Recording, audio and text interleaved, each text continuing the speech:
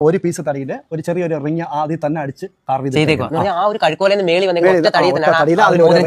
Carpenter signature എന്ന് പറയും. ഇത് താമരപ്പൂ ഇരിക്കുന്നുണ്ടോ?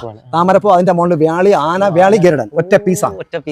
ഒട്ടിപ്പൊന്നുമില്ല, ജോയിന്റ് അല്ല, എല്ലാം അതേ ഒറ്റ തടി ചെയ്തിരിക്കുന്നത്. ഈ പാലസിലൊന്നും നമുക്ക് ആണിയുടെ വർക്കില്ല, എല്ലാം ഇന്റർലോക്കാണ്.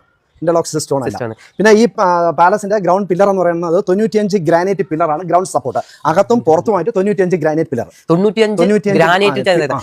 ഇത് വന്നിട്ട് ചുണ്ണാമ്പ്, മുട്ടയുടെ വെള്ളക്കരു, കടുക്ക, ആയുർവേദിക് ഓയിലൊക്കെ മിക്സിംഗ് ആണ്. റീപ്ലേസ് ഇല്ല, ഒറിജിനൽ ആണ്.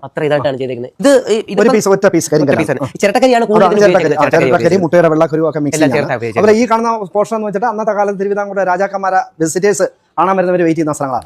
രണ്ടെണ്ണം ഉണ്ട്, 2 സിറ്റൗട്ടുണ്ട്.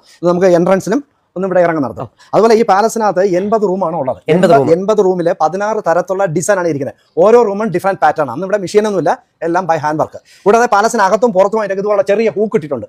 എല്ലാവരും ഹൂക്ക് അകത്തും പുറത്ത്. ഈ ഹൂക്കിന്റെ പർപ്പസ് എന്ന് പറയുന്നത് മഹാരാജാവിന്റെ കാലത്ത് ഇതിനകത്ത് തൂക്ക് വിളക്ക് ഉപയോഗിക്കാൻ ഹാങ്ങിങ് ഓയിൽ ലാമ്പ് യൂസ് ചെയ്യുന്നത്. അതുപോലെ ഈ ചുവര്